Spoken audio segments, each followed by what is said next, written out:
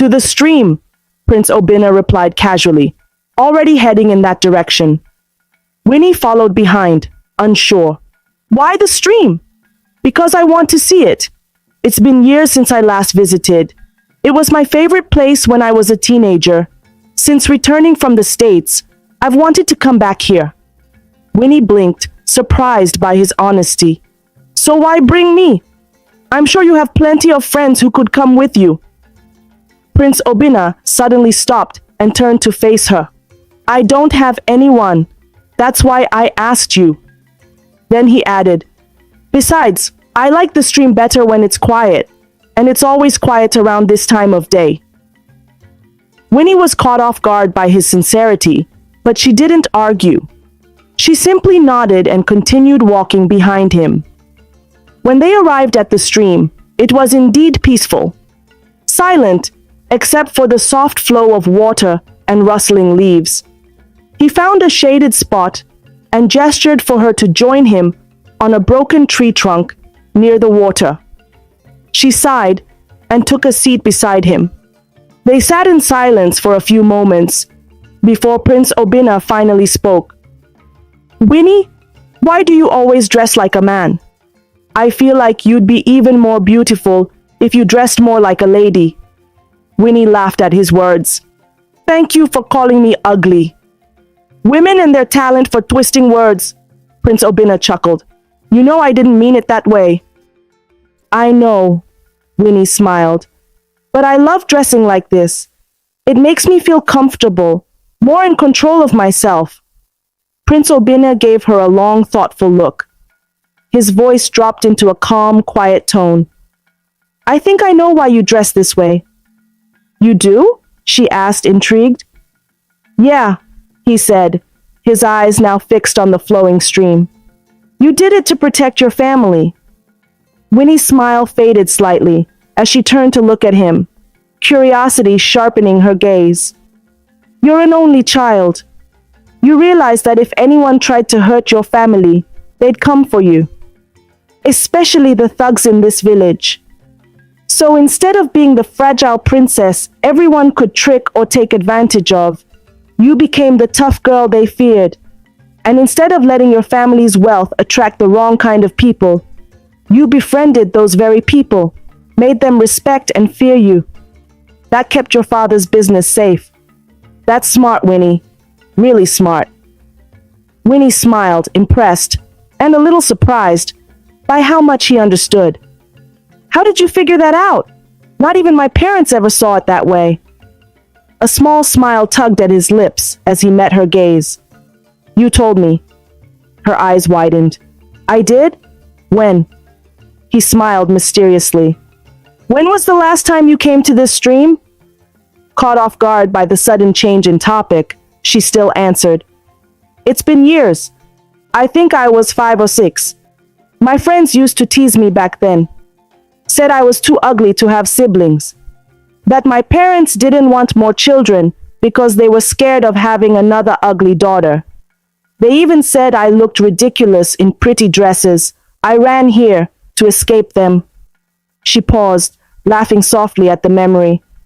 I thought I'd play in the water to distract myself, but I slipped and fell into the stream. I couldn't swim. I thought I was going to die. And then I was saved. A boy pulled me out. Back then, I thought he was an angel. Prince Obina beamed. Really? Can you still remember the boy's face? Winnie shook her head. Not clearly, but I remember he was a pretty boy. Maybe around 10 or 12. He told me he had a lot of friends.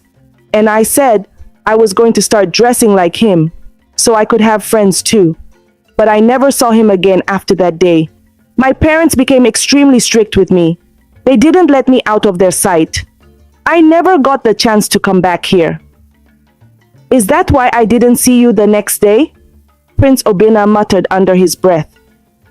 What did you say? Winnie asked, raising a curious brow. He shook his head. Nothing.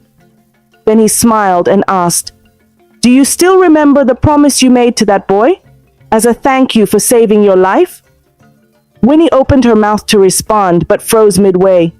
Her eyes narrowed as realization slowly dawned on her. Her heart skipped a beat. Wait, how do you know about that promise? She asked, her voice suddenly hushed. I never told anyone? Her words trailed off as her gaze locked with his. Her eyes widened in disbelief. Her lips parted, barely forming the words. You're that boy who saved me. Prince Obina chuckled softly. Took you long enough to figure it out. Still in shock, Winnie blinked rapidly. How is this even possible? How did you know it was me? Prince Obina shrugged. That's not what matters now. What matters is, do you still remember the promise you made to your savior? He asked with a mischievous smile. Winnie rolled her eyes playfully. That was a childish promise. I can't believe you still remember it. She laughed awkwardly, still struggling to wrap her head around the fact that the boy from her past was now a prince. It wasn't childish to me, he said, his tone turning serious. I came back to the stream many times, hoping to see you again, but you never returned. Even in the palace, I've never really had friends. Just people who show me respect because I'm the prince. But you spoke to me so casually that day, even after I rescued you from drowning. You treated me like a normal person. That's why I never forgot you. And it wasn't hard to recognize you. Winnie smiled softly. Wow, I still can't believe it. But considering everything now, that promise doesn't hold anymore. I mean, I was just a kid, and honestly, I'd forgotten all about it. But I haven't, he said, looking into her eyes. You promised you'd be my wife as a thank you for saving your life. And I think it's time you fulfilled that promise. Winnie's heart skipped a beat at his words, but she quickly tried to ignore the excitement fluttering in her chest. My prince, this isn't right. If you weren't a prince, I might have considered it. But now, I really can't. You and I are so impossible. You don't even know me. My reputation in the village is the worst. How could people accept me as their crown prince's bride? She scoffed. That would be the worst news ever. Please, it can't be possible. Prince Obina watched her speak, and for the fact that she wasn't rejecting him outright, his heart swelled with hope. Do you like the fact that the boy who saved you was me? He suddenly asked, as if he hadn't heard her words. Winnie didn't respond immediately. The truth was, she was glad it was him, but she wasn't ready to admit it yet. Does it even matter? She muttered, her eyes avoiding his. Without warning, Prince Obina gently turned her towards him. His eyes locked onto hers, his voice soft and warm. It matters. Listen, Winnie, you're still very young. There's so much you can do with your life, and people's perspectives of you will change. Your parents have money, you can go to school, study something meaningful, and become someone important. I can help you achieve all that. You just need to say yes to me. Winnie blinked slowly, her gaze fixed on him. For a moment, she almost lost herself in the intensity of his eyes, almost saying yes without realizing it. But at the last moment, she shook her head and softly said, No, I can't be your bride. If Prince Obina was disappointed by her answer, he didn't show it. He simply smiled and nodded. All right, I'll let you be for now. But I'm still glad you grew up well. And for the record, you looked very pretty in a dress, and in your current outfit as well. Winnie smiled, but didn't respond. She liked him, no doubt, but the concentration and attention he was putting into choosing his bride was overwhelming for her, and she didn't like stress. I think we should head back before your parents get home, Prince Obina said as he stood up. Winnie nodded and followed him. Together, they silently left the stream. The king's chambers. A knock resounded on the door, and the king, who had been reading some papers, looked up and replied, Come in. The door opened, and Prince Arinzi entered. His expression was far from friendly. He walked straight to where his father was seated and dropped a document on the table for him to see. "Father, why was my proposal cancelled? I went to the office today and was told that you cancelled my proposal. Why?" Without looking at the document, the king replied calmly, "I cancelled it because that proposal wasn't meant for you. The crown prince handles that part." His reply infuriated Prince Arinzi so much that he lost his cool and yelled, "Am I even your son? Why is it always about the crown prince? Just because you married his mother first, does that mean your firstborn means nothing to you? I've been working on this proposal for a long time, and now you're just going to cancel it and hand it over to my younger brother because he's the crown prince?" "It is tradition," the king responded calmly, but that only fueled Prince Arinzi's anger further. "To hell with that tradition, father. A tradition that tells one to disregard his firstborn is bullshit." "Arinzi, how dare you!" the king thundered in anger. "Father, this isn't the end. If I don't get that proposal, you'll search for your crown prince, and he'll be nowhere to be found," he finished, storming out of the room. He slammed the door behind him, ignoring the king's calls. After the argument with his father, Prince Arinzi got into his car and drove toward a local bar located at the center of the village. Since he was casually dressed, not the outgoing type, and not the crown prince, the villagers hardly paid any attention to him. He could move among them without being recognized. As far as the people of Umuneke were concerned, there was only one prince, Prince Obina. When he arrived at the bar, he sat on an empty seat and ordered some palm wine. Though it was placed before him, he wasn't drinking it. He just stared into the cup, deep in thought. All his life, he had longed for a father's love, and none had ever come his way. Why marry a second wife? He thought bitterly. If all you're going to care about is your first wife's son. He was still lost in his thoughts when he heard a familiar voice. "Sir? Wow, surprised seeing you here. I didn't know you come to places like this," Winnie said, standing in front of him with a surprised expression. He looked up and gave a small smile. "What about you? What are you doing here?" "Me?" She grinned and raised the flask in her hand for him to see. "I always come here to buy their pepper soup for my mom, especially when she's angry with me. She loves it. It's super good, and it always gets me off the hook." "Then I guess you buy her pepper soup every day," Prince Arinzi said with a faint smile, finally lifting his cup and taking a sip. Winnie burst into laughter. "How did you know that? I'm one of their top customers." He shrugged. "Not hard to guess. Do you want to sit?" Winnie looked around, then nodded as she pulled out a chair. Noticing the sadness in his usually mysterious face, she couldn't help but ask, "Are you okay, sir?" "Why?" he asked, meeting her eyes. "Don't I look okay?" She shook her head. "No, you don't. Do you want me to sneak back to the palace and ask the chef to cook something for you?" He raised his brows, clearly not understanding what she meant. Winnie smiled and explained, "I mean, you once said you always eat up their food, even when you're in a foul mood. So maybe I could risk sneaking into the palace for you." He let out a soft laugh. "Why would you do such a dangerous thing? The queen wouldn't want to see you anywhere near the palace." "Glad to see you smiling," she replied. "As for the queen, the feeling is mutual." There was a brief pause before Winnie continued, her voice soft but bold. "Sorry if I'm being too forward, but I know it bothers you.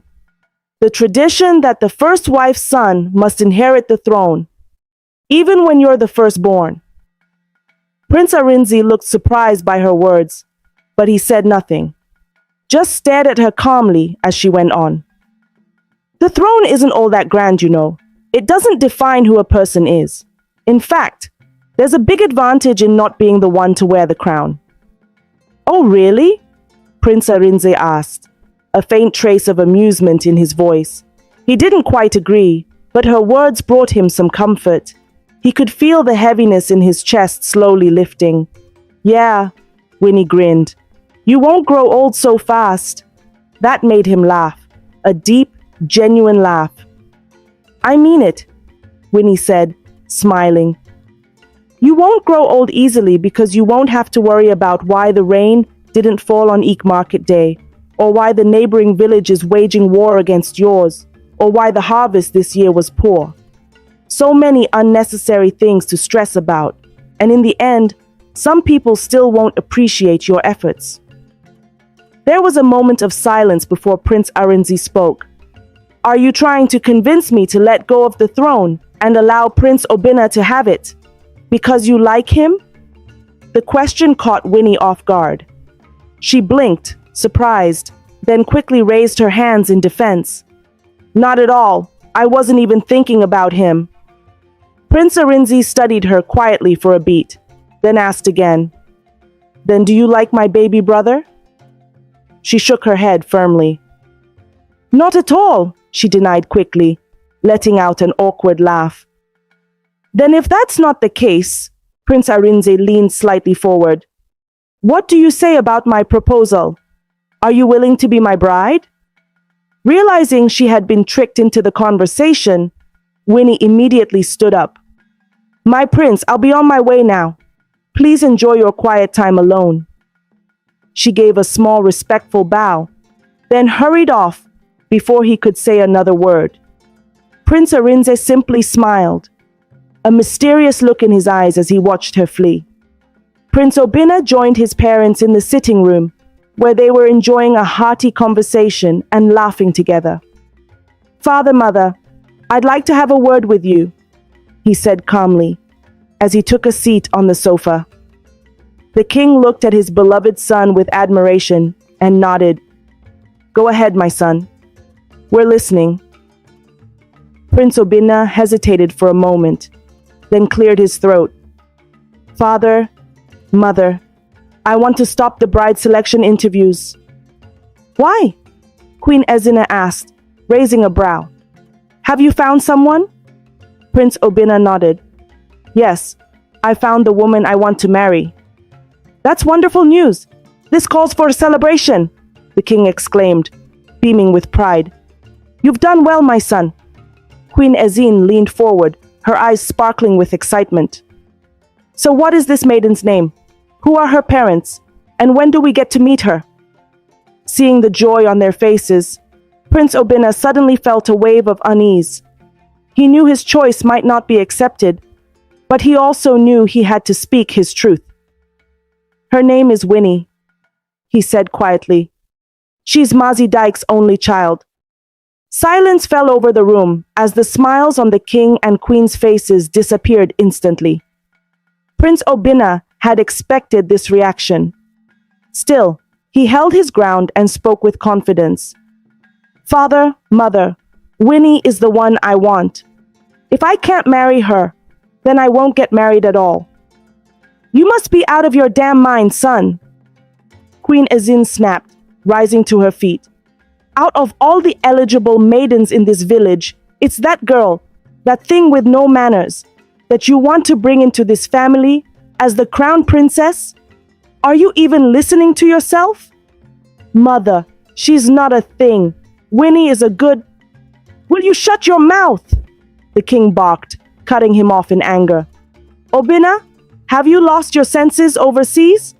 Just because we've always granted your requests, do you now think you can do whatever you please?" Pointing a firm finger at him, he continued, "You will listen to me, young man. Either you choose one of the eligible maidens from this village as your bride, or I will choose for you. You have until the next Eek Market Day." With that, the king stood and made to leave. Prince Obina also rose to his feet and played his final card. "If Winnie isn't going to be my bride," he said firmly, "then I'll renounce my right to the throne and return abroad." The king paused and turned to glare at him, his eyes filled with rage, while Queen Ezina burst out in fury. Obina! How dare you speak to your father like that? Have you gone insane? Apologize to him immediately. But Prince Obina stood his ground, unmoved and unbending. I give you until Eek market day to decide, the king warned, then turned and walked away. Outside the room, the personal maid to the second queen had overheard every word. Before the king could step out, she rushed to Queen Susan's chambers and whispered the news into her ear. Queen Susan's eyes lit up with excitement as soon as she heard it. Are you telling me the truth? I wouldn't dare lie to you, Your Highness, the maid replied with a respectful bow. So this is the plan my son has? Queen Susan muttered with a pleased smile. What a brilliant move. Then she turned to her maid with curiosity. Who is this? Winnie? Queen Ezina was pacing restlessly in her bedroom, her fury evident in every step. After her son's showdown with the king, she couldn't help but fear for his position as the crown prince. Mother, what is eating you up? Princess Ifeoma asked as she entered her mother's chambers and found her in agitation. Turning to face her daughter, Queen Ezina looked deeply disturbed, her worry palpable. My enemies are at work. They want to take away my joy, she replied, her voice thick with concern. Mother, I don't understand. What's going on? Ifeoma asked, her brows furrowed in confusion. Have you seen your brother since morning? Princess Ifeoma narrowed her eyes slightly and shook her head. No, I haven't. Is he in trouble? Yesterday, your brother challenged your father. He told him that if he didn't marry that village girl, Winnie, he would denounce his right to the throne and leave for the States. What? I don't understand. Obina said all of that to father? Ifeoma's voice was filled with disbelief, and her mother nodded, letting out a deep sigh. You should have seen how your brother stood up to your father, something he's never done before. I need to do something about this, or I'll end up drowning in my own misfortune. Queen Ezine spoke with steely determination. That Winnie? I warned her to stay away from my children, but it seems my warning fell on deaf ears. It's time for me to take action into my own hands. Obina really did that? Princess Ifeoma asked, her voice filled with disbelief. When her mother didn't respond, she turned around, her anger clear on her face. Without another word, Ifeoma stormed out. She got into her car and drove away from the palace, dialing her friend Ugonna to meet her at Winnie's house. Meanwhile, in Winnie's house, Akuna opened her daughter's bedroom door and popped her head inside. Winnie, won't you join me at the shop today? Go ahead, Mom. I'll join you later, Winnie replied, her eyes still focused on the game she was playing. Are you really going to stay home all day, playing video games? Akuna's voice came again, this time laced with a hint of concern. Winnie paused the game and turned to her mother with admiration. My mother, you're such a beauty. How about I spend the rest of my life with you? She teased, a playful grin on her face. Akuna chuckled softly at her daughter's words. Even though her husband never praised her outfits, her daughter never failed to sing her praises every time she dressed up. Your sweet mouth won't stop me from punishing you if I ever hear you were at the village square again with those jobless boys. Either you come help me at the shop, or you cook something at home. Yes, Mom, I will obey, although you have a Maka following my every move. Don't think I don't know you've placed her to monitor me, Winnie said, shooting her mother an accusing glance. It's for your safety. See you when I come back. Akuna waved at her and left, allowing Winnie to resume her video game.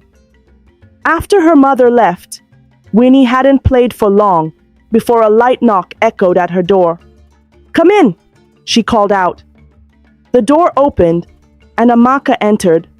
Although they lived in the same house and Amaka served as her personal security, they weren't close. In fact, Winnie rarely spoke to her, unless necessary. It wasn't because she saw Amaka as a servant, but simply because Winnie preferred her own company. When she wasn't alone, she was usually with her male friends. Since she had suffered so much bullying from girls as a kid, Winnie developed a phobia of being around other girls. She would rather talk to boys than her fellow females. The only woman she could talk to comfortably was her mother. "Do you need something?" Winnie asked the girl standing at the door, as if she had lost her way. Winnie, someone is here to see you." Hearing that, Winnie furrowed her brows deeply. "Who?" "Princess Ifeoma and her friend Ugonna," Amaka replied in a small voice. "They're waiting outside." As soon as she heard that the princess was looking for her, Winnie raised an eyebrow in surprise. "Have I committed another crime without knowing?" she thought to herself. She quickly dropped her game, grabbed a jacket, and put it on. "Did she state the reason for being here?" Winnie asked as she started heading for the door. Amaka shook her head. "No, but they did look furious." Winnie raised her brows slightly in confusion, before stepping outside to find out the reason for the royal visit. "May I know the reason for your visit, Princess?" Winnie asked, as soon as she reached the front of her compound. "I can see you really don't have respect for royalty," Ugonna snapped at her. "The princess of this land visited your home, and yet you didn't seem fit to show respect to her?" Without sparing her a glance, Winnie continued, her gaze still fixed on the princess. "I was very busy inside, so I would appreciate it if the princess would state the reason for being here." "How dare!" Princess Ifeoma raised her hand, signaling for Ugonna to remain calm. She had more pressing matters at hand, and greeting wasn't one of them. "Winnie, the warning my mother gave you isn't enough for you, is it? I've always known you to be demonic, so I'm not surprised you're trying to bewitch my brother into making you his bride. But it won't work, because Ugonna here is my brother's new bride. So I have come to warn you to stay the hell away from my brother." When Princess Ifeoma finished speaking, Winnie blinked slightly in confusion. None of those words made sense to her because it had been a long time since she last saw Prince Obinna. "Princess, you're not making any sense at all. What makes you think I have the slightest desire to become your brother's bride? Bloody liar. If you're not leading my brother on with your fake attitude and lies, why would he challenge my father about making you his bride, huh?" Both Winnie and Ugonna. "What? Don't you dare pretend you don't know what I'm talking about!" Princess Ifeoma barked, already growing angry at Winnie's innocent expression. "Listen to me, Winnie. Your father may be wealthy, but don't ever dream of becoming the crown princess, because that will never happen. Now, if you know what's good for you, tell me where my brother is." "I have no idea what you're talking about, and I certainly don't know where the prince is," Winnie replied calmly, still unable to believe that Prince Obinna would tell his father about her. Somehow, the knowledge that Prince Obinna was serious about her made her heart skip a beat. "You stupid liar! You must have used charm on the prince to make him lose his mind." Ugonna spoke up, her heart already bitter that Prince Obinna had taken a liking to Winnie, her mortal enemy. "Surely you know where to get your own charm to make the prince like you, if using charm is really possible. Or do you not know any serious shrines where you can get your own?" Winnie said, finally sparing Ugonna a glance. "You can never be the crown princess, Winnie, so stop dreaming. And this will be the last warning for you to stay the hell away from my brother. He's nowhere near your class, you ugly thing."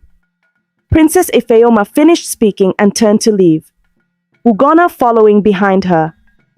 Hearing her last words, Winnie's expression darkened. She had tried her best to avoid getting into trouble with the people from the palace, but it seemed it was never working.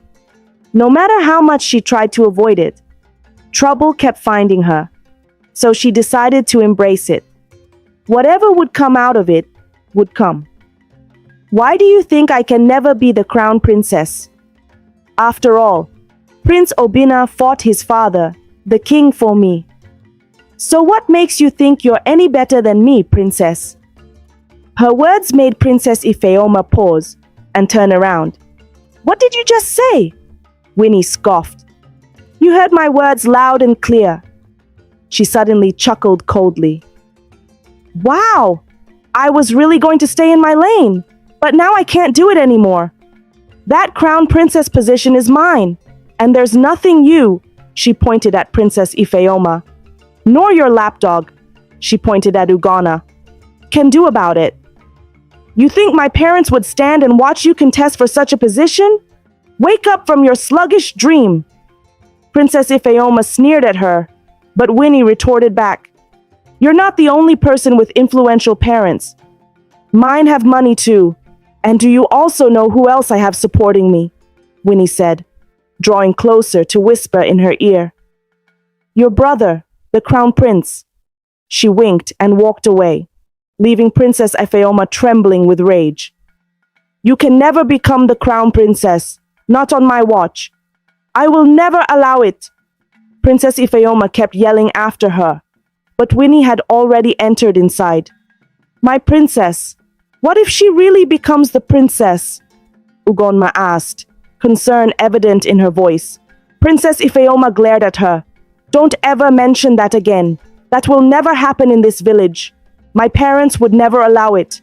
That position is for you alone. Do you hear me? Ugonna beamed happily. I trust you, my princess.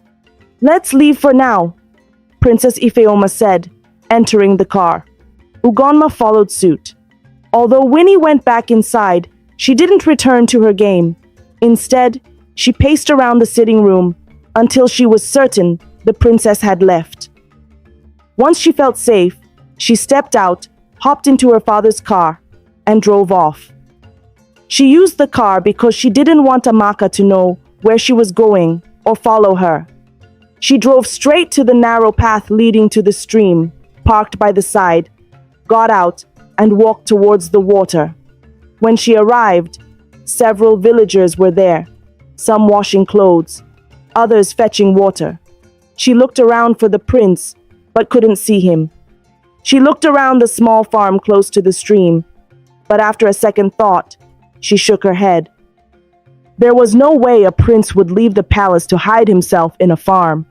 She turned to leave, but something inside her urged her to check it out. So, she entered the farm and began to look around. Then, she spotted someone leaning against a big tree, which provided ample shade. Winnie took a step closer and saw that it was indeed Prince Obinna sitting at the base of the tree, his back leaning against it, and his eyes closed. He looked like he was enjoying the early afternoon breeze. She stared at his face, admiring his handsome features. Why is he even a man when he looks so much like a beautiful woman? Winnie thought, smiling at the idea. She was lost in her admiration when she suddenly heard his voice. Have you seen enough? Winnie jumped slightly, a bit startled at being caught. She cleared her throat, feeling embarrassed when the prince opened his eyes and smiled at her. He must have sensed her presence, recognizing the distinct scent of her baby perfume. After all, she was the only one who wore it. Looking for me? He asked calmly. Yes, no, I just came to look around. Hey, Winnie replied, her awkward laughter filling the space. He smiled at her funny reaction and patted the ground beside him. Come have a seat, since you're already here. The breeze here is quite lovely. Winnie looked around for a moment before sitting down beside him, the scent of his perfume hitting her nose. She suddenly remembered what Princess Ifeoma had said about him telling his father about her. The words made her feel shy, and she wasn't sure how to start the conversation. But Prince Obinna didn't say anything more to her. He simply closed his eyes and continued to enjoy his rest. I heard you ran away from home, Winnie suddenly blurted out. The response she received was a deep chuckle from him.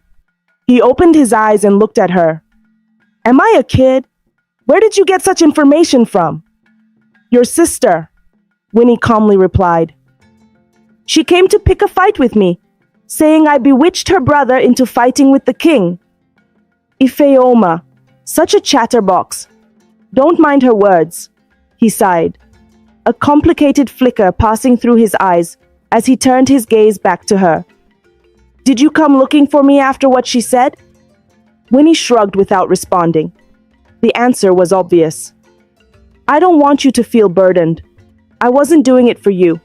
I just wanted to buy myself some free time before continuing with the whole boring bride selection, Prince Obina added when she didn't say a word. I didn't run away from home. I just love being close to nature. It helps me think. Winnie's expression shifted slightly at his words. Was he really serious about her or not? Are you sure of what you mean by not being serious? Why? Prince Obina stared at her deeply. You want me to be serious? She shrugged again. Well, I just think that there's really no reason not to try it out if you're serious. Prince Obina's eyes lit up instantly. By trying it out, you mean agreeing to be my bride?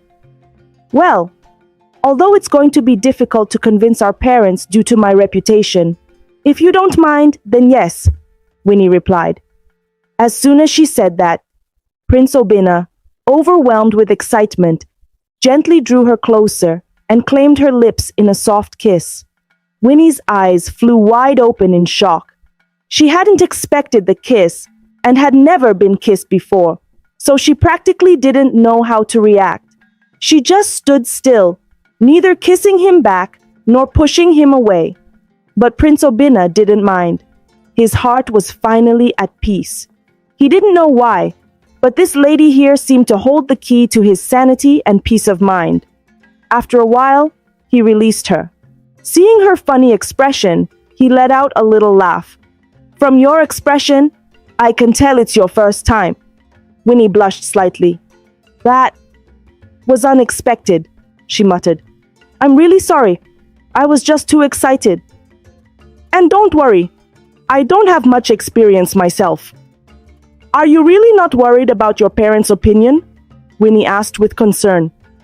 Prince Obina shook his head, clasping their hands together. Have you heard about destined fate? She shook her head. Anything about destiny was just a fairy tale to Winnie, as she had never believed in it. Everyone has someone ordained to them by the gods, and I believe you're mine. We're destined to be, so I'm not bothered at all. My queen. King's Obi. It had been weeks since the elders of the village sent their daughters to the palace for the crown princess selection. Yet, not a single word had come from the king. Growing restless, they assembled at the king's Obi to demand answers for the delay. Even the prime minister, Ichi Amadi, whose daughter Ugonma was among the maidens, had caught wind of troubling news. His daughter claimed that Prince Obina had taken a liking to Winnie, the daughter of Mazi Dike, and Winnie, in Ugonma's words, was the least suitable candidate. The king entered the Obi with his usual calm, acknowledging the gathered elders. My elders, I greet you all, the king began. Igwe, they chorused in response. May I know the reason for this gathering? He asked, signaling them to speak freely. Ichi Okeke stepped forward and bowed slightly. Igwe, since we sent our daughters to the palace for the bridal selection, we've received no news, nothing at all. And with the crown prince's coronation fast approaching, we are deeply concerned. My elders, do I speak your minds? Yes, you do, they murmured in agreement. Then Ichi Amadi rose. Ichi Okeke, you have spoken well. In fact, I have also heard certain rumors from my daughter. I chose not to believe them until I could confirm with the palace. He paused, narrowing his eyes. I heard that Prince Obina is seeing the daughter of Mazi Dike, a girl who, according to my daughter, behaves like a village thug and lacks proper manners, and worse, that he intends to make her his bride. I pray these are just baseless rumors. Before anyone could respond, Mazi Ikedi, a close friend of Mazi Dike, stood abruptly. Ichi Amadi, that girl has a name. She is called Winnie, he snapped. And Winnie is no village thug. She comes from a good home, with strong values and proper upbringing. If the prince has chosen her, then who are we to question his decision? He is the future king. Mazi Ikedi, shut your mouth and sit down if you have nothing sensible to say. Another elder snapped angrily. Everyone in this village knows Winnie is walking trouble. She's always fighting with other maidens and constantly surrounded by jobless youths. What makes you think such a girl can become the crown princess? Is it because of the small favors you receive from her father that you think you can speak nonsense here? The king said nothing. He sat silently, watching the heated exchange as his eyes moved from one elder to another. He had no intention of interrupting, at least not until he had heard every opinion on the matter. Igwe, may you live long, another elder said as he stood up. His hair was white as chalk, his voice calm. I believe we are wasting time arguing over who should be the crown princess when there are more pressing issues at hand. The Amaimo kindred are encroaching on our land near the village stream. I visited the area last week and saw their women farming on our soil. This matter requires urgent attention. Ichi Amadi rose again, adjusting his wrapper as he spoke. My fellow elders, I understand your concerns, but let us not forget, the issue of our land is also tied to the crown prince. As it stands, we do not have one, and the gods are not pleased with us. According to tradition, Prince Obina should have been crowned at the age of 24. During the coronation and his wedding, sacrifices would be offered to the gods for blessings and a fruitful year. He sighed deeply. But now the prince is already 25, and the rituals are yet to be done. Since the beginning of the year, the rains have not come. Our farmers are crying out. So yes, the crown princess selection is not just important, it is urgent. Gabam! Exactly! One of the elders exclaimed, slapping his knee. Several others nodded in agreement, chewing their kola nuts thoughtfully. The king finally spoke, his voice calm but firm. My elders, I have listened to all that you've said. And truth be told, before your arrival, I had already fixed a date. On the next Eek market day, 8 days from now, Prince Obina shall be crowned. He paused for a moment, scanning their faces. And of course, Ichi Amadi's daughter Ugonma will be named his crown princess. A cheer erupted from the elders, who supported the prime minister. Smiles spread across their faces as they praised the king's decision. Some of the elders began congratulating Ichi Amadi, who sat proudly, his chest lifted with pride. At last, he was becoming in-law to the royal family. His status had officially been upgraded. You've spoken well, my king. This is the kind of news we love to hear, one of the elders said with satisfaction. At least now, a well-respected maiden will become our crown princess, not some village roughneck with no honor to her name. The king smiled slightly and addressed them. As for the land dispute, once the coronation is done, the crown prince's first duty will be to reclaim our land from the Amaimo people. Igwe! They hailed in unison, their voices echoing through the Obi. Prince Arinzi's chambers. A sharp knock echoed at the door, but before Prince Arinzi could respond, it flew open. Queen Susan stormed in, her face tight with fury. Prince Arinzi raised an eyebrow. Mother, are you all right? How can I be all right? She snapped. Your father has just announced that Obina will be crowned in 8 days. 8 days, Arinze? And you sit here doing nothing? He calmly closed his laptop and stood, facing her. Mother, please sit down. There's something I need to tell you. She narrowed her eyes at him suspiciously before walking over and sitting stiffly on his bed.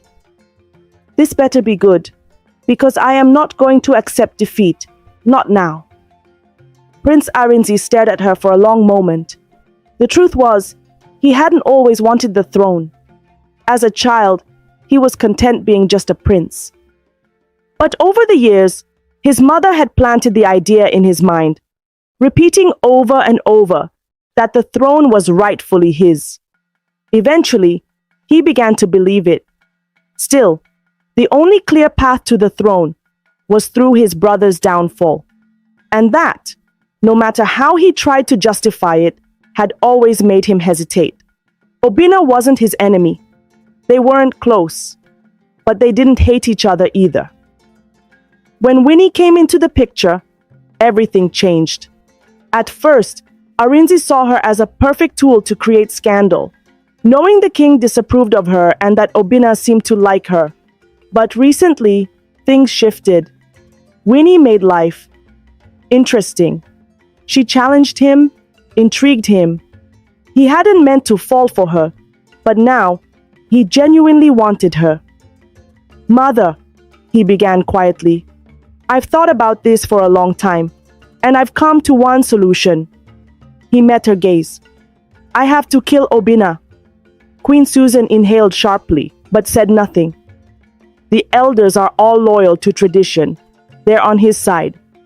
Father is determined to make the Prime Minister's daughter his bride, and as long as Ichi Amadi stands with him, the rest of the council follows. No one even remembers I exist." "Then you make them remember." Queen Susan shot to her feet, facing him. "You're the king's first son. You're supposed to be the crown prince. This isn't the Arinzi I raised." "Yes, I know," Arinzi snapped back. "But my mother had to be the king's second wife." The words flew from his mouth before he could stop them. When he saw the pain flash across her face, he sighed heavily. "I'm sorry, Mother. I didn't mean that.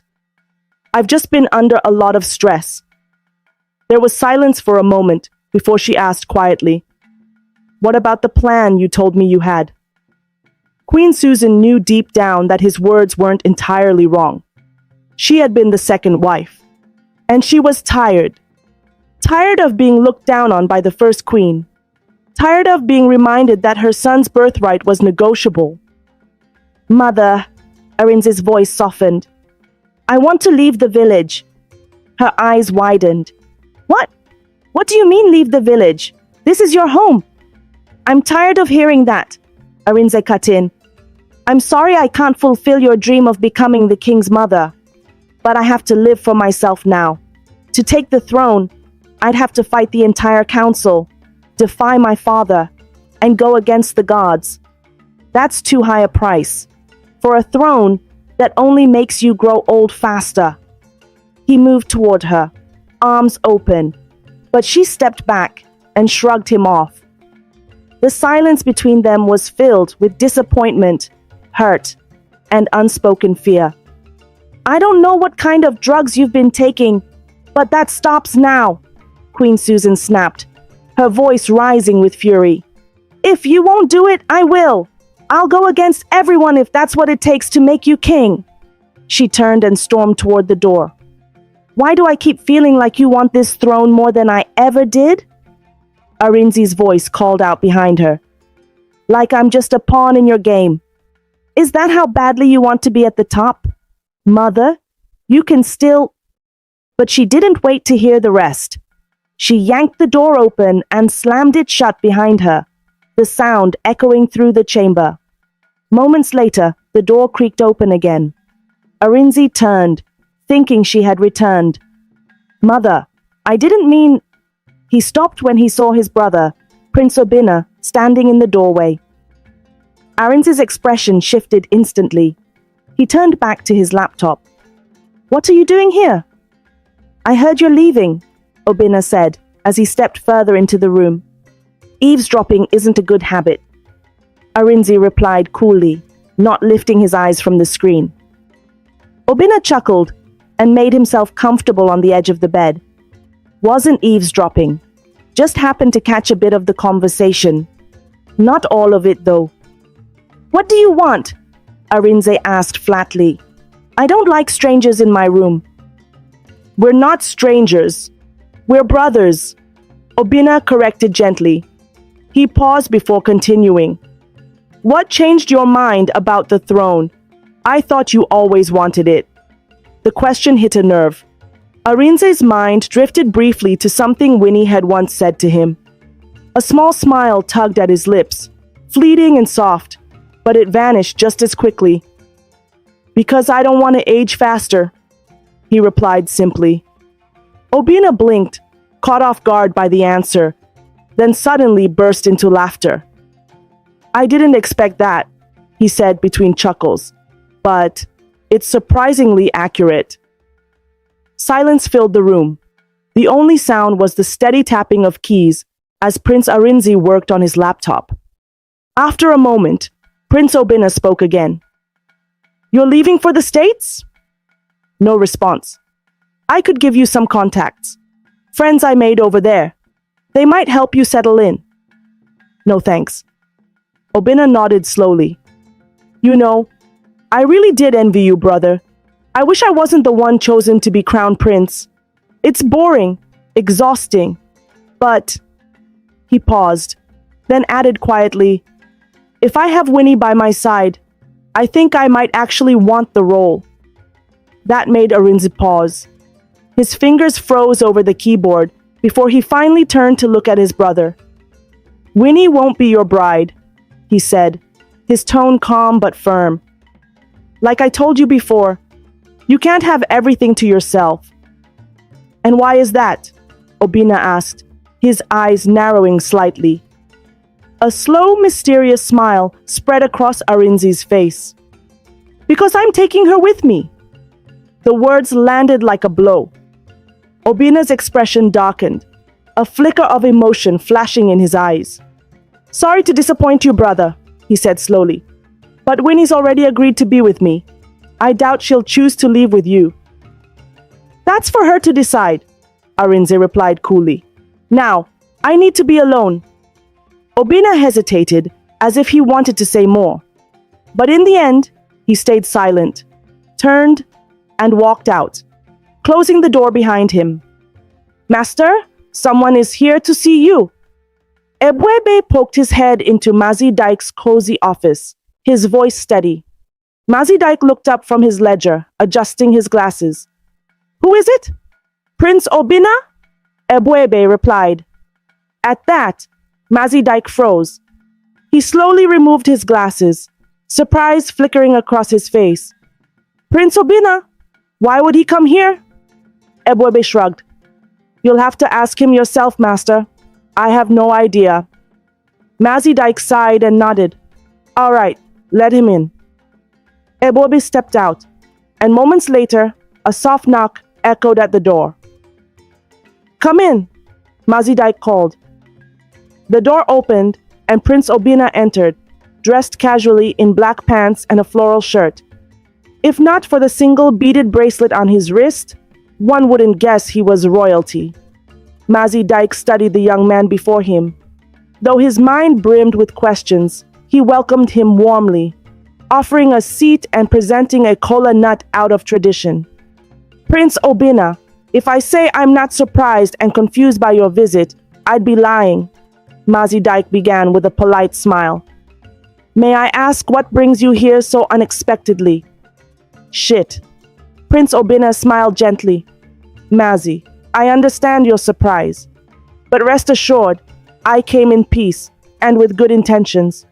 Okay, that's good to hear. So, can I hear it? Mazi Dike leaned forward with curiosity. Feeling a little anxious, Prince Obina cleared his throat and began, I'm here because of your daughter. Mazi, I truly love her, and I want her to be my bride. But first, I need your consent. Mazi Dike's eyes widened in shock. He stared at the prince to be certain he heard him right. My prince, are you talking about Winnie, my own daughter? You're correct, Mazi. Prince Obina nodded with a calm smile. Are you sure you're not mistaken? You really mean my Winnie? He asked again, genuinely confused. Though Winnie was his daughter, he had never imagined that a prince would come seeking her hand, especially with her reputation. In fact, one of the reasons he worked so hard and built wealth was so he could offer any man who agreed to marry her something extra, to ease the burden of her troublesome behavior. Prince Obina chuckled softly at Mazi Dyke's reaction. Mazi, Winnie is actually a very smart and good woman, and I want her to be my bride. Mazi Dyke raised a skeptical brow at the prince, still staring in disbelief. Was he truly talking about the Winnie he knew? Prince Obina, I've heard you, but I must tell you the truth. Winnie is my only child.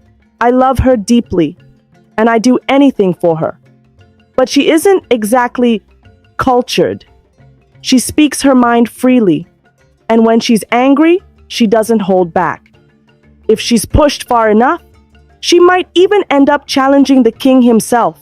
So I don't know if I can, in good conscience, allow her to become your bride.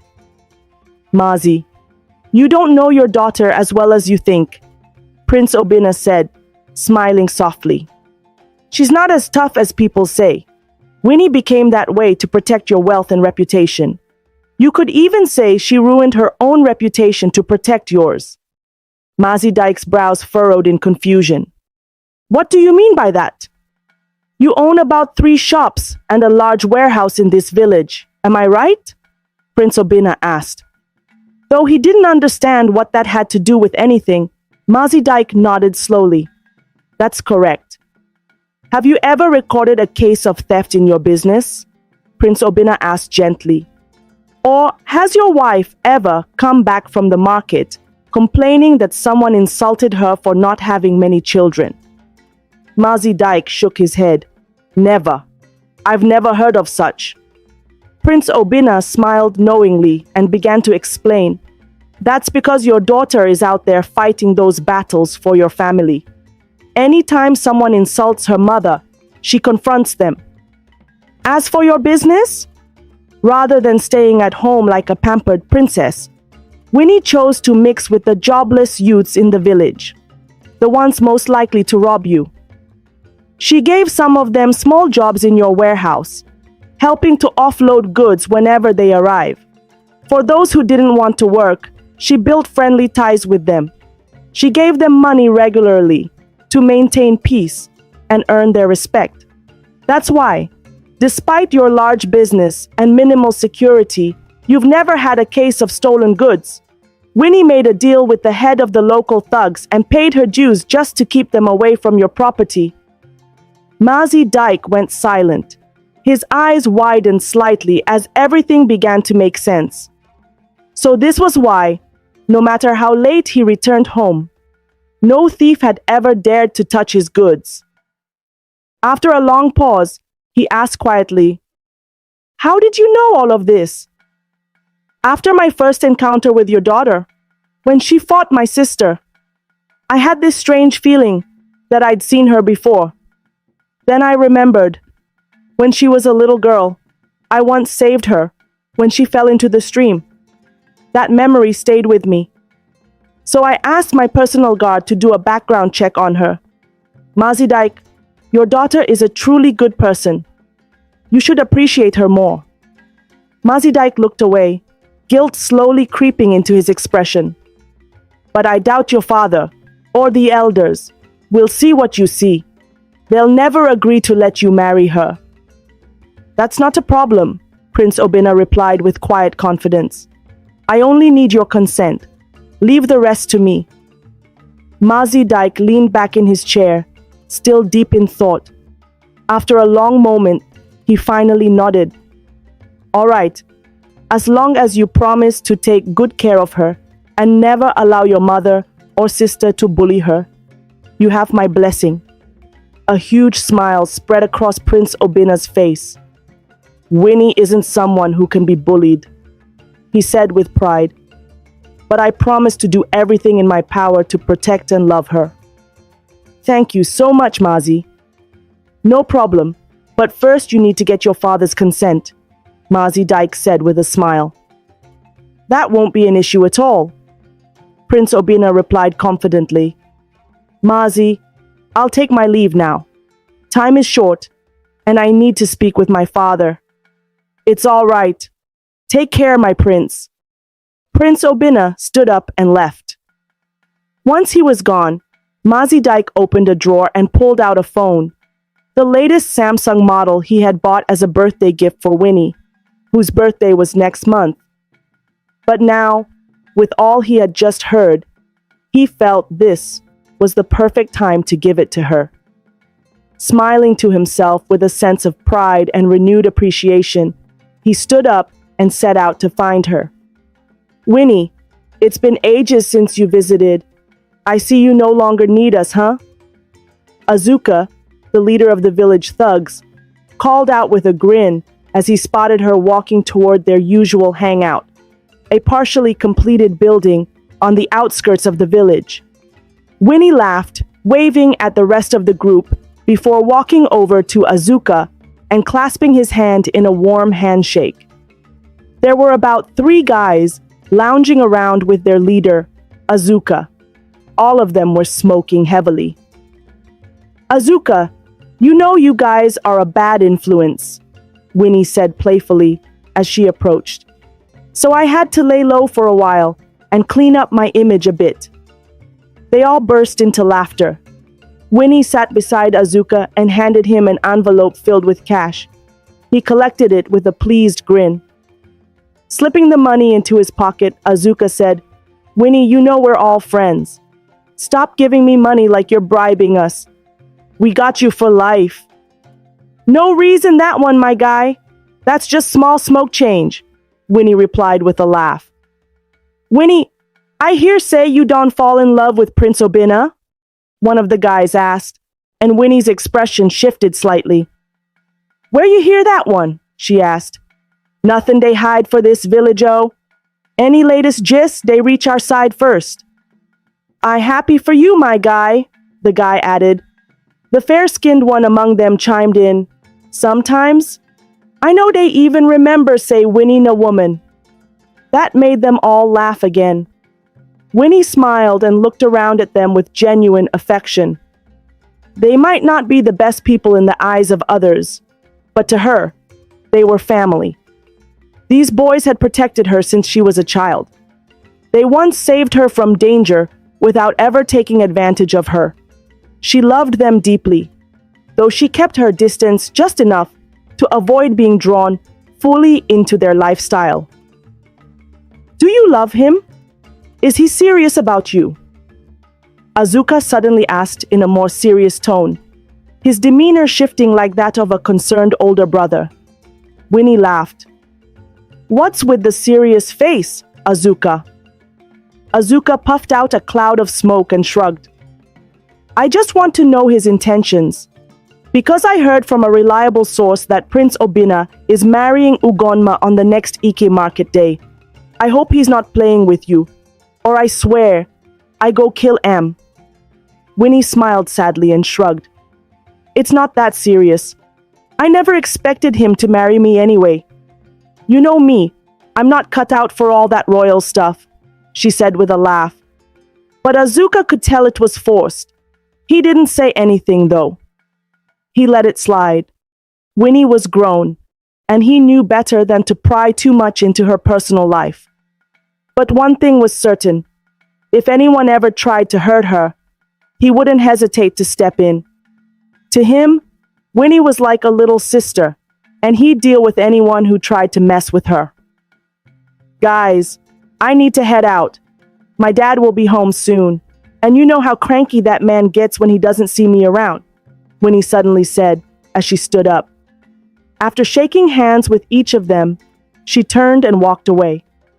Mazi Dyke arrived home to find only his wife sitting in the living room, watching her favorite TV show. She looked up with a smile as he entered. Welcome, honey. How was your day? It was good, Mazi Dyke replied, sitting beside her. He glanced around before asking, Where's Winnie? Is she in her room? Akuna shook her head. She just stepped out not too long ago. She should be back soon. Mazi Dyke nodded. Prince Obina came to see me at the office today. he said casually. That caught his wife's attention. She turned to him sharply, surprise written all over her face. Why? Mazidike chuckled. You won't believe it? He came to ask for Winnie's hand in marriage. He wants her to be his crown princess. He expected his wife to squeal in excitement, but instead, she stared at him with a frown. Did you hear what I just said? Prince Obina?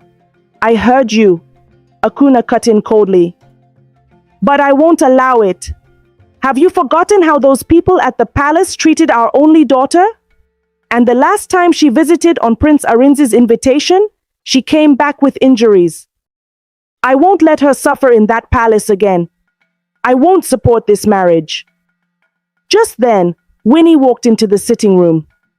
Who's getting married? She asked, eyeing her parents suspiciously. No one is getting married, Akuna answered quickly, shooting her husband a glare to keep quiet. Baby, your food is in the kitchen. Go and eat, she added with a forced smile. Winnie nodded and began walking toward the kitchen, but her father's voice stopped her. Winnie, come here. I got you something. She froze mid-step and turned sharply, staring at her father in disbelief. Dad, you got me something? Is it a new cane? Her father burst into laughter. When have I ever used a cane on you? Winnie shrugged playfully and rushed back to where he was sitting. So, what did you get? Biscuits? Chocolate? Bread? Do you ever think about anything other than food? Her father teased, then reached into his bag and pulled out the surprise.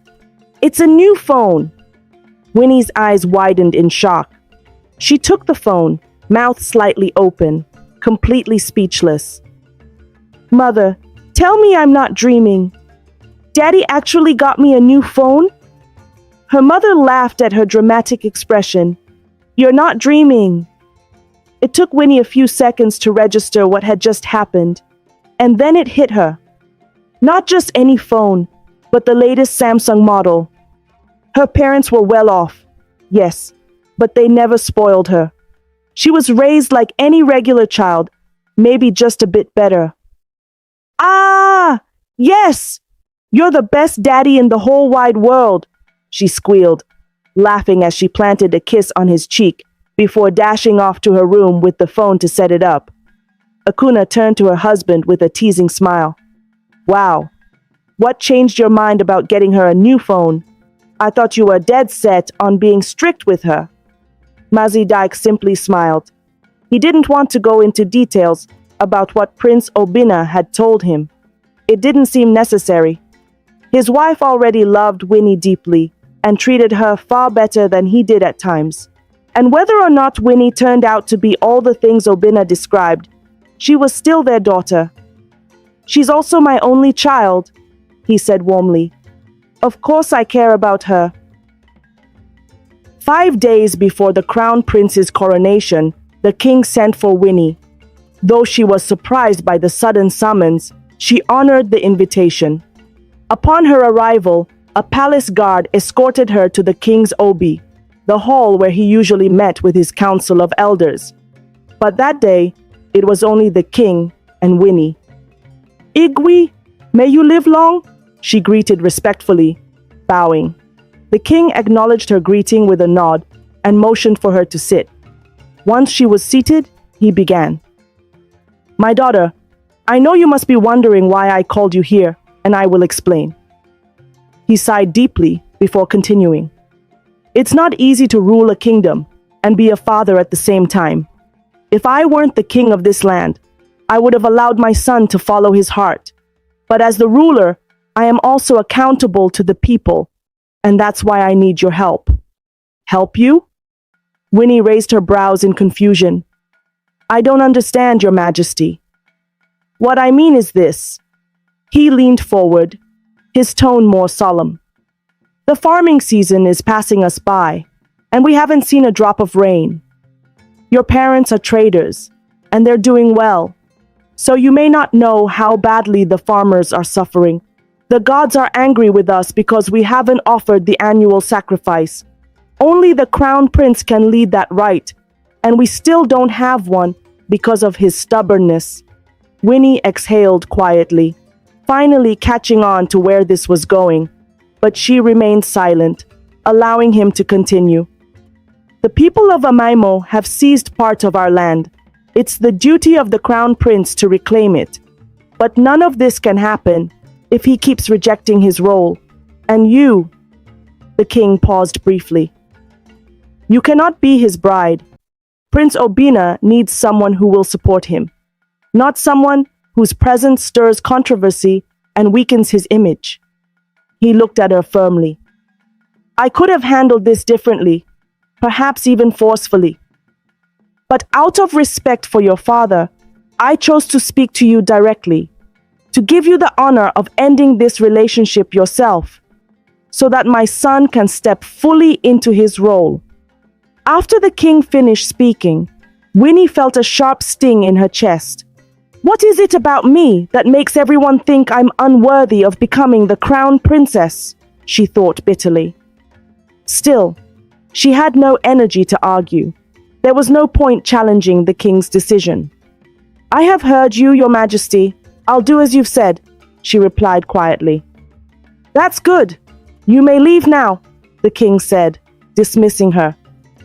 Winnie rose to her feet, gave a slight bow, and walked out slowly. She didn't understand why, but tears pricked her eyes. Her throat tightened with unspoken pain. Destiny, my foot, she muttered under her breath, blinking rapidly to stop the tears from falling.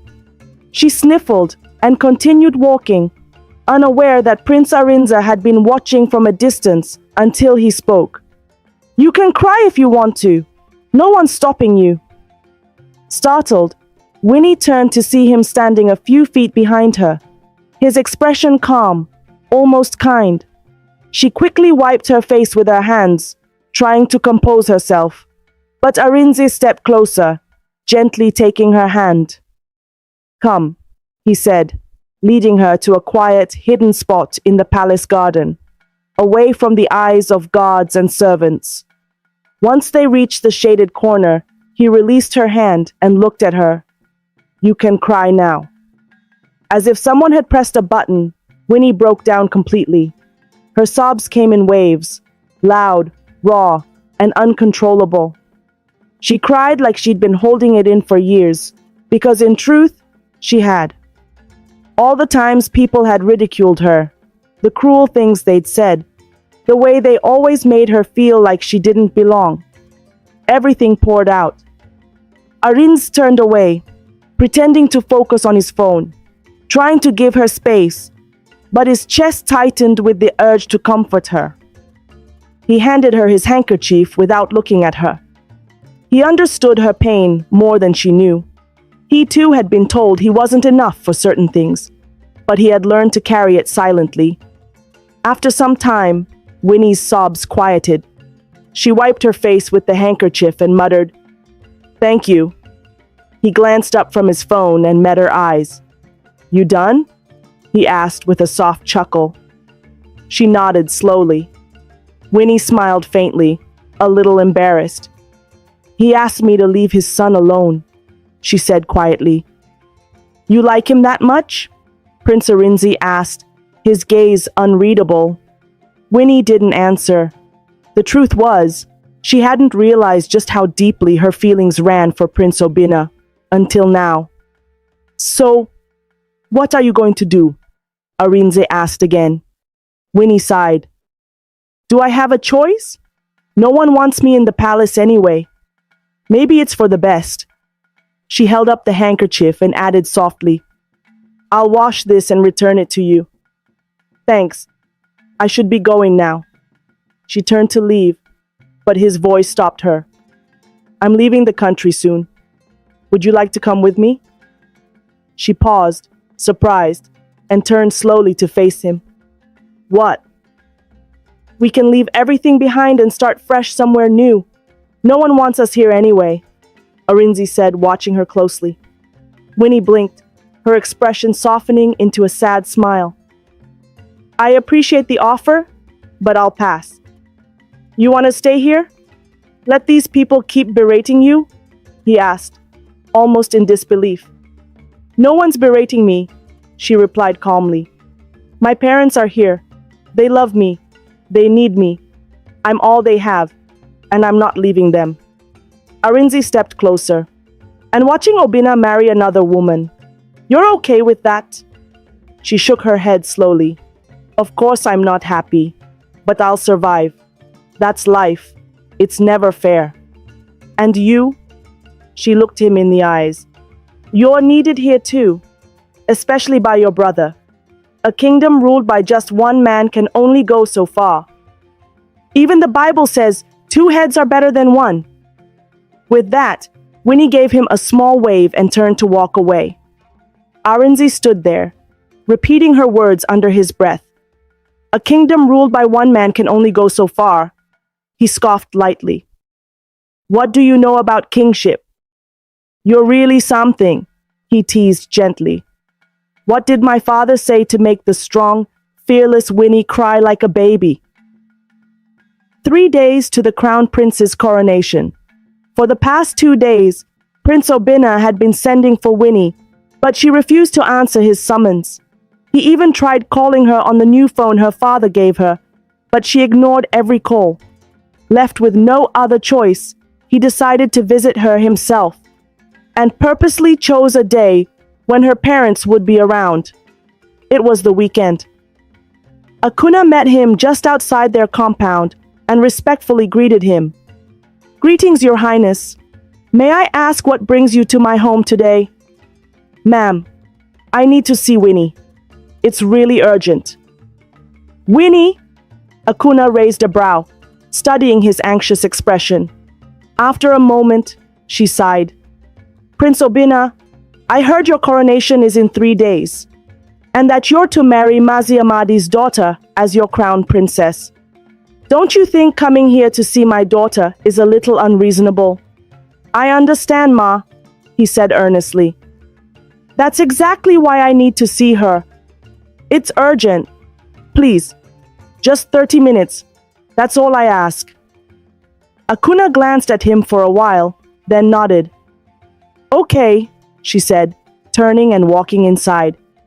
She opened the door to Winnie's room and found her staring at the ceiling, lost in thought.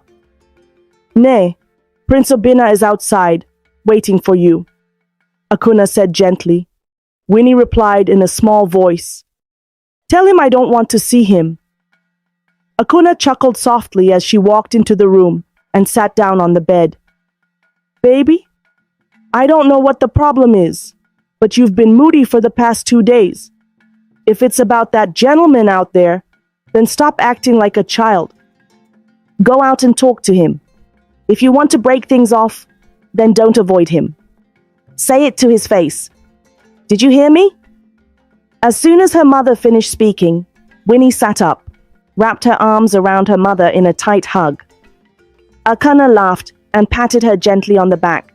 My sweet baby, you can do it. After hugging her mother for what felt like 10 minutes, Winnie felt a bit more energized. She went into the bathroom to wash her face before stepping out to find Prince Obinna pacing in their compound.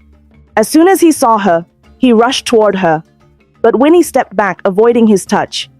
He paused, surprised. Are you all right? Prince Obinna asked, his voice filled with concern. Winnie nodded. Yeah, I'm fine. I need to tell you something, he began, and she nodded in response. Same here. Just follow me, she said, leading him toward the back of the house. They walked into a small garden where a large tree provided shade. Beneath it was a large sofa they kept for quiet moments, perfect for enjoying the fresh air. They sat down, and Prince Obinna, still puzzled by her cold demeanor, didn't know about her conversation with his father. He looked at her, confusion in his gaze. You've been avoiding me, acting all strange. Did I do something wrong? He asked, his eyes searching hers for any sign of a deeper issue. Winnie leaned back slightly, her tone indifferent. Nothing serious, just bored of everything. His frown deepened. Bored of what? Everything. You. The relationship, she replied with a small smile. You know me. I don't really fancy all of this. I only agreed to try it out because your sister kept challenging me, so I acted on impulse. But now, I'm bored of it all. It was fun while it lasted, but it's time we face reality, Prince Obina. We're just not compatible. Prince Obina's expression faltered as he searched her face for any sign of a joke. He could tell she was lying. She was just saying those words to hurt him, and it did hurt him. Winnie, are you all right? Did something happen that I don't know about? He asked, his voice gentle. He reached for her hand, but she quickly withdrew it.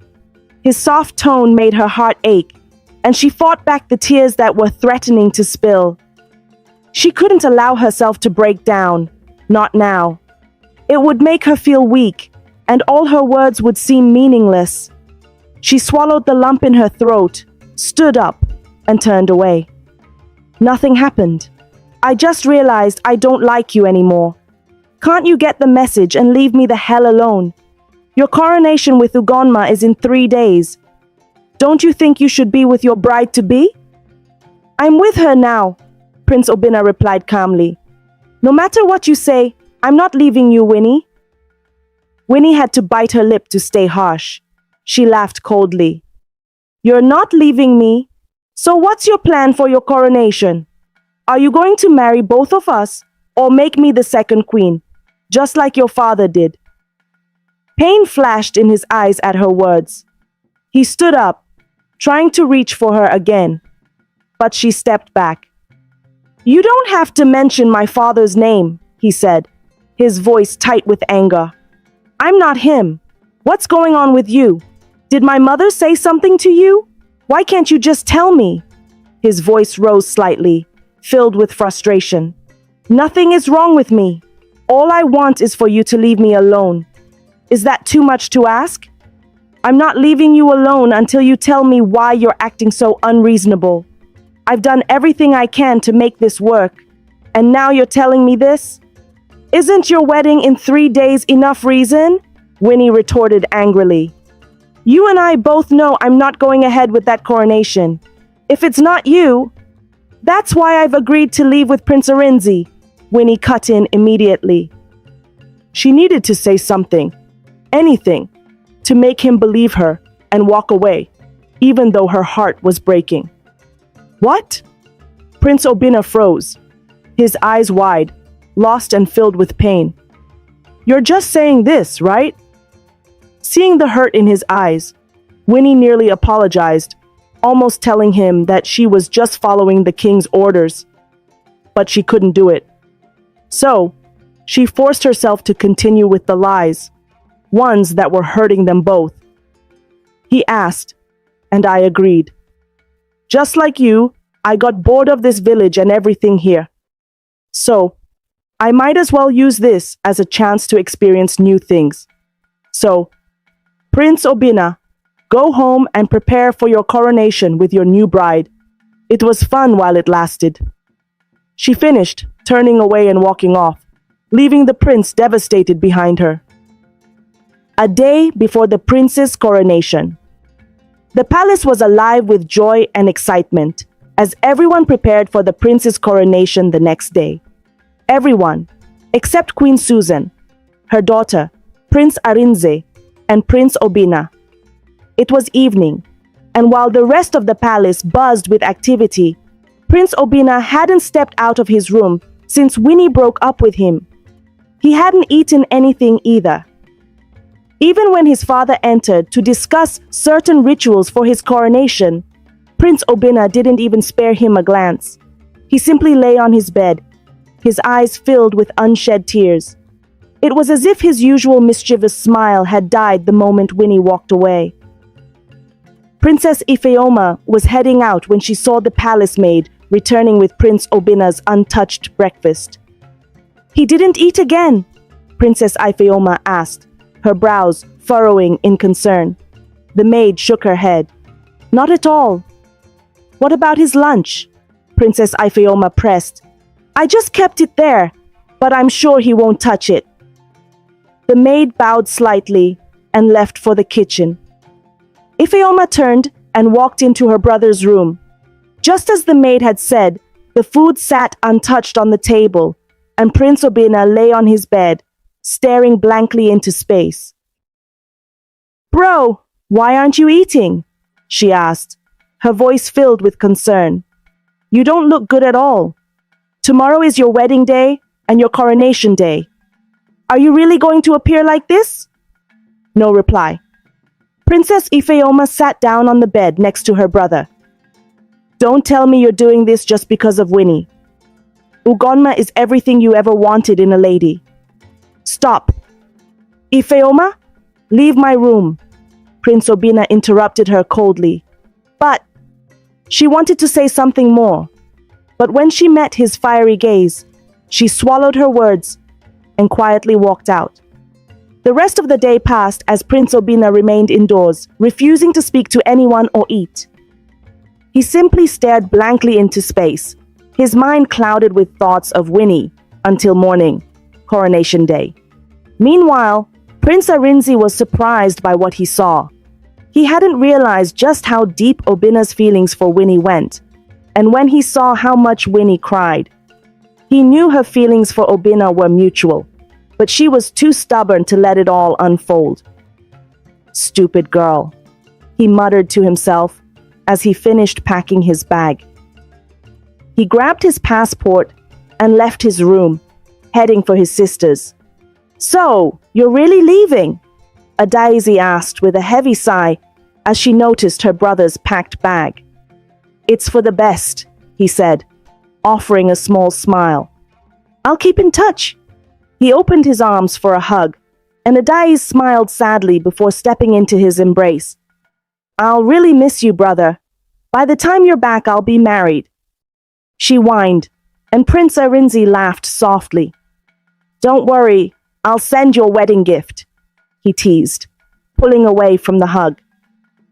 "I need to say goodbye to Mum." "She's really mad at you," Princess Adaeze muttered, and her brother nodded.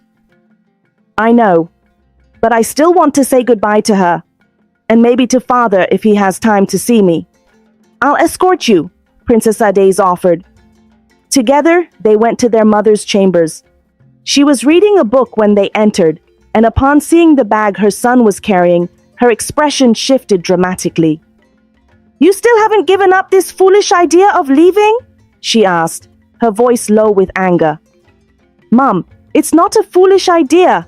I just want to leave everything behind and live for myself. Please support my decision, huh?" "Mum, please," Princess Adaeze interjected. "I'm not in support of him leaving either, but let's at least try to believe in him. The throne isn't everything." "Do you think I'm against it because of the throne?" Queen Susan replied, her voice softening. "If he leaves now, who knows when I'll see him again?" Both children smiled at their mother's worry. Prince Arinzi moved to give her a warm hug, and Princess Adaeze joined in.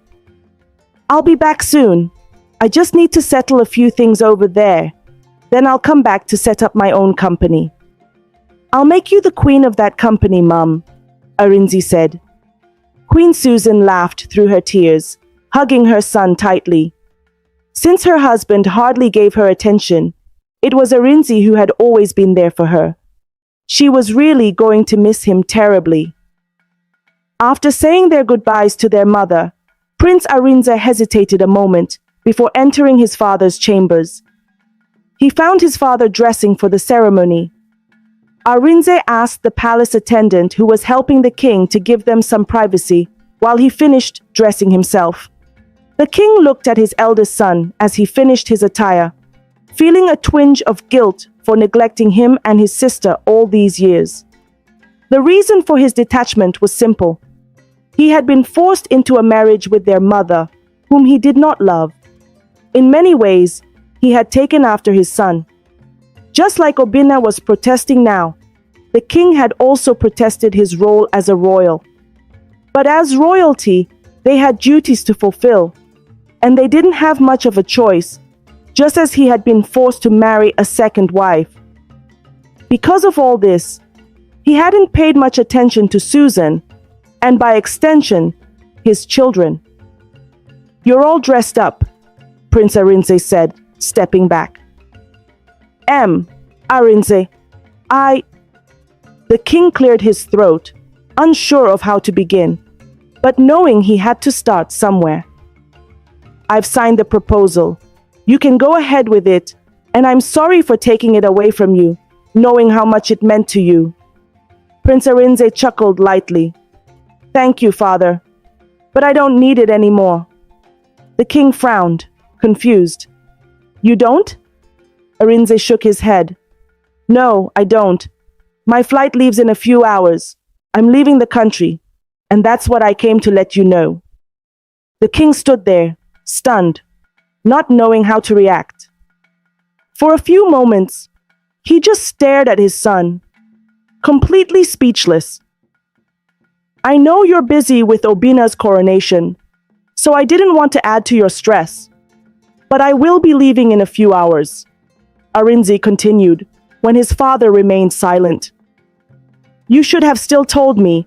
I'm your father, and you're my son, the king said, his voice tinged with regret. Oh, am I now? I didn't realize you considered me your son at all. But it's nice to hear that from you, Arinzi replied, his words dripping with sarcasm. The king felt a pang of guilt.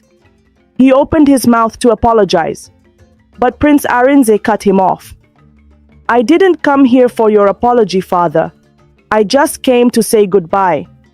And if you really feel even a little apologetic toward me and my sister, then treat my mother a bit better. He finished, bowing his head in respect. Please take care of your health and stay well. With that, he turned and walked out of the room. He had said his goodbyes to everyone who mattered to him.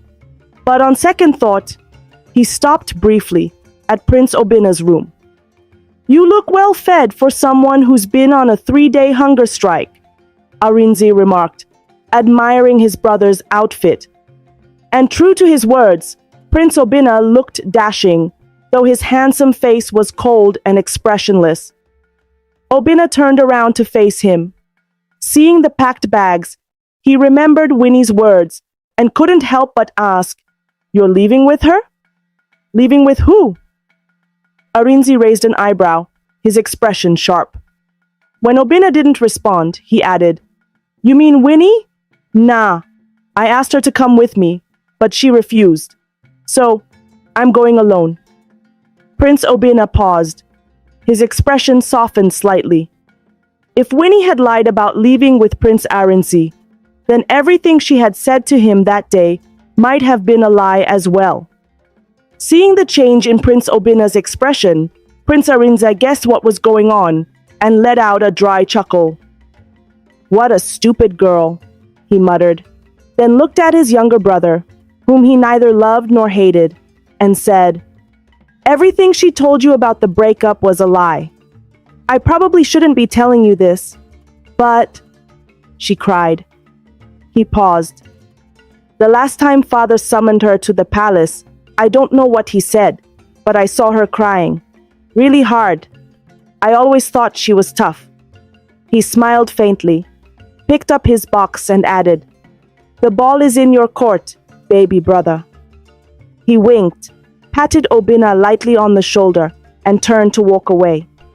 Just as he reached the door, he heard Obina's voice. Thank you, big brother. A flicker of surprise crossed Prince Arinzi's face, followed by a warmth he didn't expect. He turned around and smiled. Rule them well, your majesty. And for the first time in 3 days, Prince Obina smiled. A fresh conviction ignited within him. If he couldn't make Winnie his queen, then she would become his second wife. One way or another, she would be his bride. With that resolve burning in his chest, he stepped out to fulfill his duties as the crown prince of Umuneke Kingdom. When Prince Obina stepped outside the palace compound, he was stunned by the sight that greeted him. The entire place had been beautifully adorned for the coronation. People filled every corner, buzzing with excitement. The elders, dressed in their finest traditional attire, were seated at a section specially arranged for them, At the center of it all sat the king on his throne, flanked on either side by his two queens. Nearby, the seats reserved for the crown prince and princess gleamed under the sun. Ugonma, dressed in regal elegance, sat gracefully on her throne. The moment she saw Prince Obina approaching, her heart swelled with pride and joy.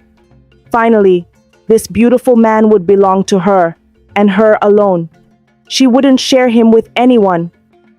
At the center of the ceremony, the chief priest sat cross-legged, performing incantations and calling upon the gods to bless the kingdom with rain in the coming season. Especially now that the royal family was finally upholding tradition. But no matter how fervently he prayed, the gods remained silent. They weren't speaking to him at all. As Prince Obina took his seat beside Ugonma, his cologne drifted toward her, and the scent hit her like a blow. She suddenly felt an intense wave of nausea wash over her. Swallowing hard, she forced a smile in his direction, but he didn't even glance at her. The nausea surged again, this time so violently that Ugonma abruptly stood and rushed to the side, collapsing near a corner where she began to vomit uncontrollably. Gasps and murmurs rippled through the crowd. Confusion and concern spread like wildfire. Even Prince Obina furrowed his brows, watching her closely. Princess Ifeoma quickly rushed to her side, but as soon as Ugonma caught a whiff of her sister-in-law's perfume, her vomiting worsened. As a trained doctor who had studied abroad, Prince Obina's instincts kicked in. Something wasn't right. "Are you okay, Ugonma?" Princess Ifeoma asked repeatedly, alarmed, trying to support her, but the closer she got, the worse Ugonma's condition became. "Allow me," Prince Obina said calmly. Ifeoma stepped aside. He crouched beside Ugonma and gently took her wrist, checking her pulse. A moment passed. What he discovered made a brief smile flicker across his face, only for it to vanish just as quickly. He let go of her hand and looked at her. "Congratulations," he said flatly. "You're a few weeks pregnant." Princess Ifeoma and Ugonma gasped in unison. "What?" Instantly, the color drained from Ugonma's face. She began shaking her head furiously. "It's not true! Prince Obina, stop lying against me!" She screamed in desperation. "If you don't want to marry me, just say it!" She couldn't believe what was happening. Just minutes away from what was supposed to be the happiest moment of her life. Her dream slipping through her fingers like sand. Prince Obina looked at her with cold disdain, as though she had just said the most foolish thing in the world. "You're telling me," he said slowly, "that I studied medicine for 8 years abroad, performed some of the most complicated surgeries known to man, and yet I can't tell when a woman is pregnant." He scoffed. "All right then. Since you don't believe me, maybe you'll believe the palace physician."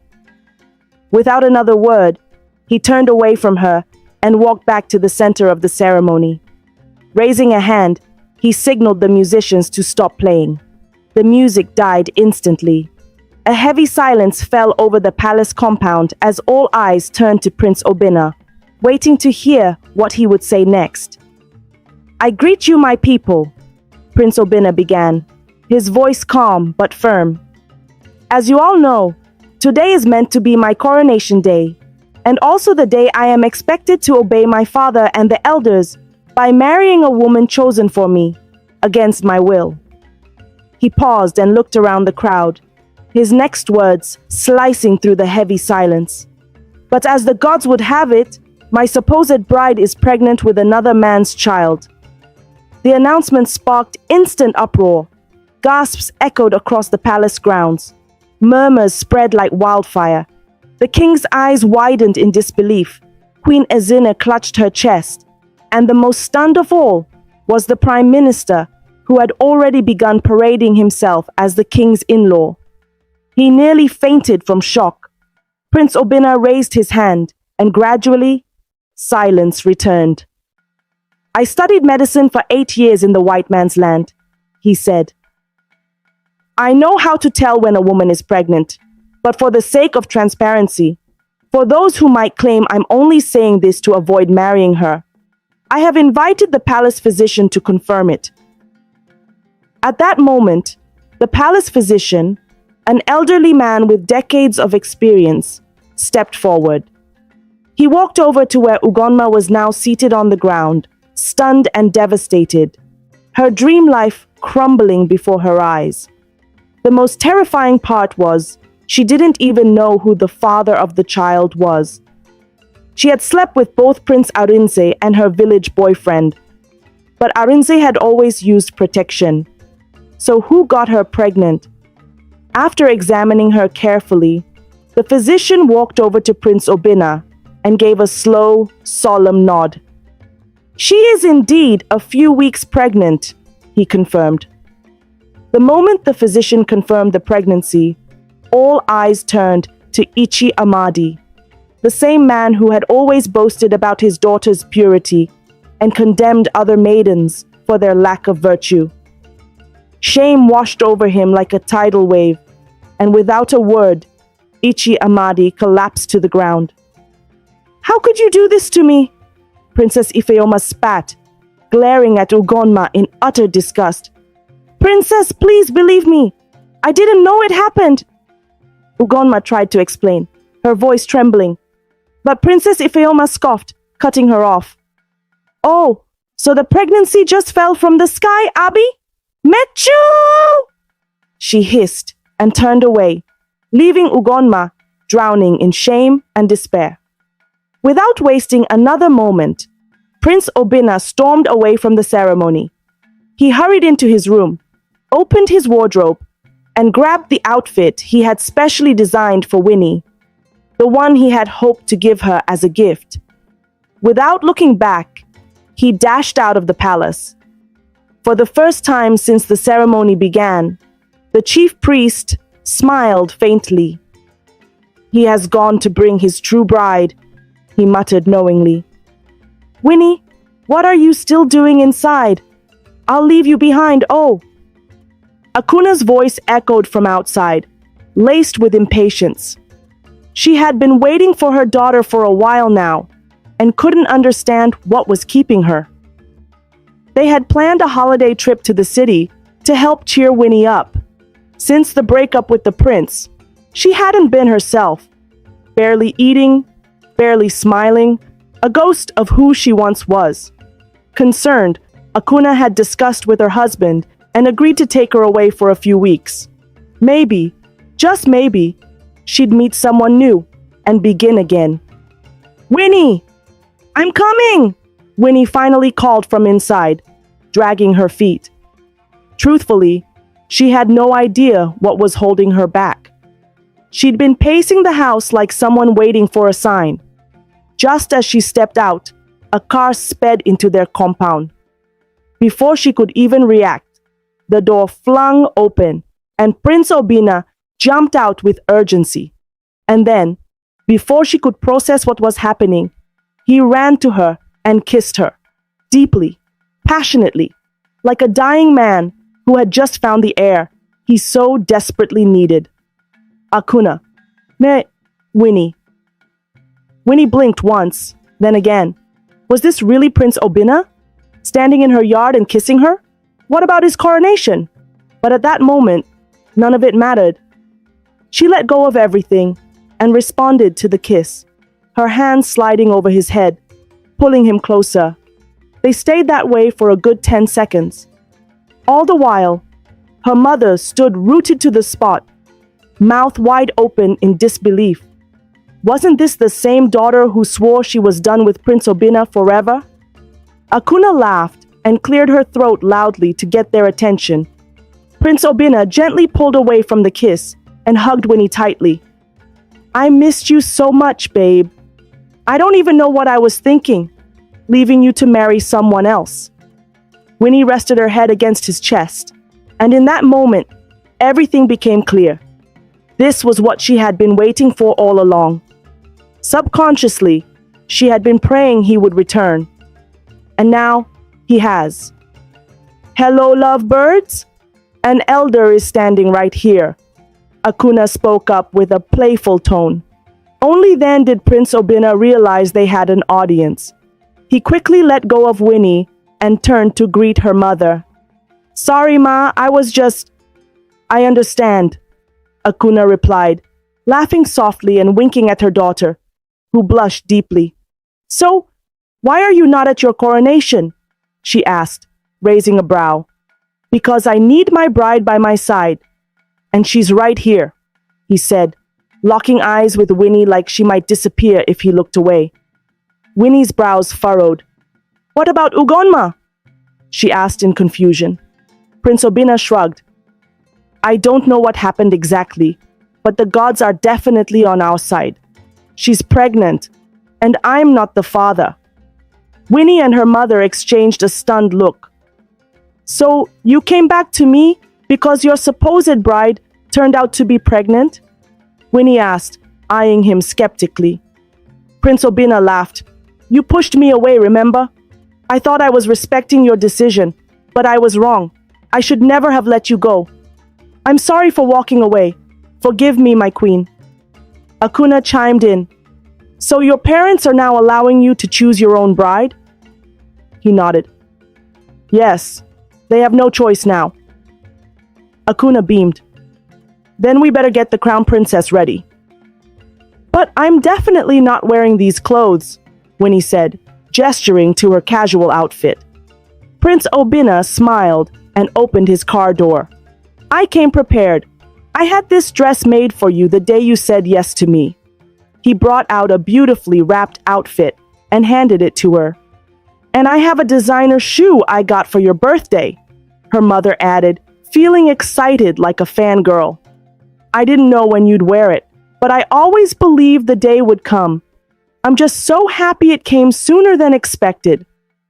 Winnie looked at them both, eyes glistening with tears. Then I guess I have no choice but to repay you both and dress up like a proper lady. Then allow me to dress you up, my lady, Akuna said proudly, taking her daughter inside. On her way in, she whispered to Prince Obina, Give us just a few minutes. Would you do me the honor of calling my husband and telling him what's happened? He wouldn't want to miss his daughter's coronation. I will, Prince Obina replied with a nod, already bringing out his phone to make the call. Just like Akuna promised, 20 minutes later, Winnie stepped out of the house. She was completely transformed. The dress fit her perfectly, highlighting the delicate curves usually hidden beneath the oversized clothes she always wore. Her face had minimal makeup, but she wore a long flowing wig that framed her features beautifully. The moment Prince Obina laid eyes on her, his mind went blank, and his phone slipped from his hand. Akuna burst into laughter at his reaction, her eyes misty with tears. She had lived to see her daughter dressed like a true lady, and she looked breathtaking. Say something and stop staring, Winnie teased, doing a slow twirl. How do I look? Ma'am? Prince Obina said dreamily, still stunned. Please burn all her male clothes. I don't ever want to see them again. They all burst into laughter. We're already late, he added, offering his hand. Let's get moving. But truly, you look incredibly beautiful. Then he took her hand and gently kissed it. We've been here for over an hour now. What's going on? People murmured impatiently, but no one dared leave. The chief priest had ordered that no one should depart without greeting their crown princess first, or they would incur the wrath of the gods. Even the disgraced Ugonma and her fainted father remained at the venue. 10 minutes later, Winnie's father arrived with his workers, and right behind him, Prince Obina's car pulled into the compound. A ripple of anticipation ran through the crowd. Everyone leaned forward, eager to see who the new bride was. Prince Obina was the first to step out, and the entire gathering held its breath as he walked to the other side and opened the door for a stunning, beautifully dressed lady. The moment she stepped out of the vehicle, the weather shifted. The sky darkened as though rain was about to fall. The chief priest burst into joyous laughter and raised his staff to the heavens. "The bride chosen by the gods is here," he declared. All eyes were on the elegant woman walking hand in hand with the prince. People whispered, trying to place her identity. Then Akuna emerged and stood proudly by her daughter's side, and in that instant, recognition dawned. Gasps echoed through the crowd. The admired beauty was none other than Winnie, the same girl they had once mocked and insulted. Maisie Dyke, overcome with emotion, was moved to tears at the sight of his once rebellious daughter becoming the crown princess. EBUBE noticed and handed him a handkerchief, leaning in to whisper, "I told you she would make you proud." Time was already far spent, so the chief priest immediately began the ceremony. This time, neither the king, the queen, the princess, nor the elders had any say. The matter had been taken out of their hands, and right there in their presence, Winnie was crowned the crown princess. The very moment the crown was placed on her head, the skies opened and heavy rain began to pour. But instead of running for shelter, the people rejoiced, dancing and singing in the rain. Even the Igwe smiled and lifted his hands to the sky, grateful for the downpour. He blessed their union and accepted Winnie warmly as his beloved daughter-in-law. "Do you now believe in destiny, my princess?" Prince Obinna asked, eyes locked on his wife. Winnie smiled and nodded, then leaned in and kissed him gently on the lips. "I believe in you, my king." The couple kissed, oblivious to the roaring cheers from the crowd. And lest I forget, Mazi Amadi, soaked to the skin by the downpour, had no choice but to get up from the ground in shame. Lesson from this story: destiny can be delayed, but never denied. True love always finds its way, no matter the obstacles. Lies may glitter for a while, but truth will always shine brighter. Never underestimate the quiet ones. They may rise to greatness when the time is right. Thank you so much for watching. Your love and support mean everything to me. If this story inspired you, please give it a thumbs up and share it with your loved ones to spread the inspiration. I'd also love to hear your thoughts. Feel free to share them in the comments below. And don't forget to subscribe to the channel for more interesting African stories. See you in the next video. Bye!